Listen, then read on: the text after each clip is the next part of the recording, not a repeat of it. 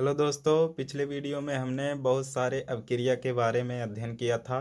इस वीडियो में हम अध्ययन करेंगे अंतःक्रमणीय अवक्रिया किसे कहते हैं, उत्क्रमणीय अवक्रिया किसे कहते हैं, अपघटन अवक्रिया किसे कहते हैं और कंकाली समीकरण किसे कहते हैं, रासायनिक समीकरण किसे कहते हैं, संक्षारण किसे कहते हैं और विकृत गंधिता किसे कहते हैं। इसके बारे में इस वीडियो में हम अध्ययन करेंगे। तो चलिए हम प्रारंभ करते हैं। सबसे पहले हम देखते हैं कि अनुत्क्रमणीय अवक्रिया किसे कहते हैं। देखिए, वे अवक्रियाएं जो केवल एक ही दिशाओं में संपन्न होती हैं उसे अनुत्क्रमणीय अवक्रियाएं कहते हैं। यहाँ पर देखिए,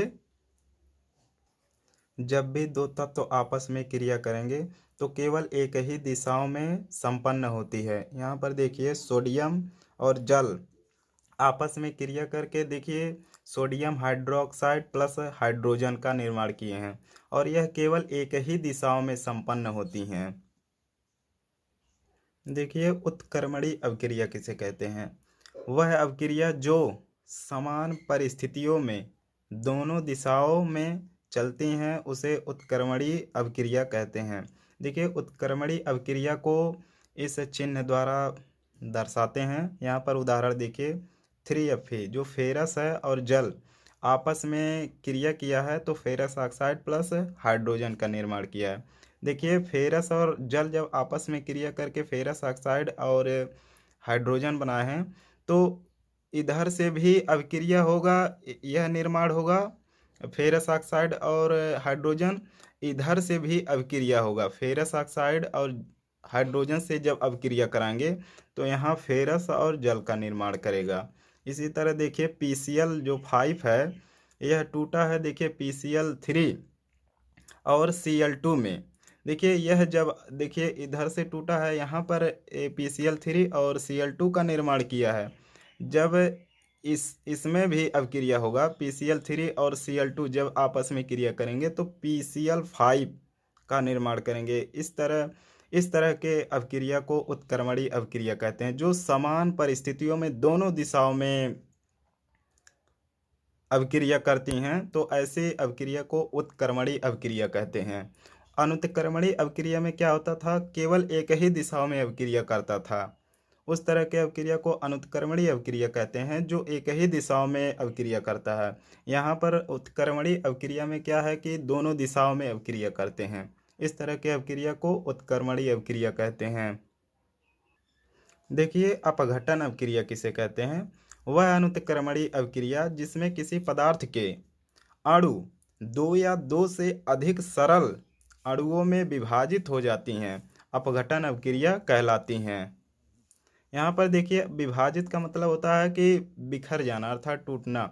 यहाँ पर आप उदाहरण देख सकते हैं, पोटेशियम क्लोरेट KClO3 जो है यह टूटा है किसमें, KCl पोटेशियम क्लोराइड और ऑक्सीजन में टूटा है। इस तरह के अवक्रिया को अपघटन अवक्रिया कहते हैं। जो पदार्थ दो या दो से अधिक अणुओं में सरल अणुओं में टूट जाते हैं उस तरह के अवक्रिया को अपघटन अवक्रिया कहते हैं। यहाँ पर देखिए, कंकाली समीकरण किसे कहते हैं। देखिए, कंकाली समीकरण का अर्थ होता है कि परमाणुओं की संख्या समान होना। देखिए, किसे कहते हैं, वह रासायनिक समीकरण जिसके दोनों पक्षों में परमाणुओं की संख्या समान होती है उसे कंकाली समीकरण कहते हैं। यहाँ पर आप उदाहरण देखिए, ये जो कॉपर सल्फेट है यह फेरस से अभिक्रिया किया है तो फेरस सल्फेट प्लस कॉपर का निर्माण किया है। देखिए, यहाँ पे जो कॉपर है, एक कॉपर यहाँ पर है, एक कॉपर यहाँ पर है और एक सल्फर यहाँ पर है, एक सल्फर यहाँ पर है। ये जो यस है यह सल्फर का संकेत है। देखिए, O4 जो है वह ऑक्सीजन है। यहाँ पर वे देखिए O4 अर्थात कि ऑक्सीजन 4 है। फेरस फेरस देखिए, सब इसमें क्या है कि सभी तत्व के परमाणुओं की संख्या समान होती है। इस तरह के समीकरण को कंकाली समीकरण कहते हैं, जिसके समीकरण में जो परमाणुओं की संख्या तत्वों के परमाणुओं की संख्या समान होती हैं। इस तरह के समीकरण को कंकाली समीकरण कहते हैं और संतुलित रासायनिक समीकरण भी कहते हैं इसे। देखिए, अगला क्या है, रासायनिक समीकरण किसे कहते हैं। प्रतीकों और अणुसूत्रों द्वारा रासायनिक अभिक्रियाओं को संक्षेप में व्यक्त करने वाले समीकरण को रासायनिक समीकरण कहते हैं। देखिए जो समीकरण होता है इसमें देखिए जिंक ऑक्साइड और सल्फ्यूरिक अम्ल यह आपस में क्रिया करके जिंक सल्फेट और जल का निर्माण किए हैं। इस तरह के समीकरण को रासायनिक समीकरण कहते हैं। देखिए प्रतीक का मतलब होता है जो चिन्ह होता है, जैसे जिंक का चिन्ह Zn है और ऑक्सीजन का चिन्ह O है। इस तरह के समीकरण में लिखना अणुसूत्रों के द्वारा उस तरह के अभिक्रिया को रासायनिक समीकरण कहते हैं। देखिए संक्षारण किसे कहते हैं? जब कोई धातु धातु का मतलब होता है जैसे लोहा ओहा, ऐसे इस तरह के धातु को धातु कहते हैं। देखिए अपने आस पास के अम्ल आर्द्रता नमी आदि के संपर्क में आ जाती हैं और संक्षारित होने लगती हैं, तो ऐसी प्रक्रिया को संक्षारण कहते हैं। देखिए जब भी कोई लोहा हो तो वह जब नमी और आर्द्रता आर्द्रता का मतलब होता है नमी, तो वह उस उसके जो संपर्क में आ जाती हैं तो इस तरह के तो संक्षारित होने लगती है, धीरे धीरे वह संक्षारण हो जाता है और इस तरह के अभिक्रिया को संक्षारण कहते हैं।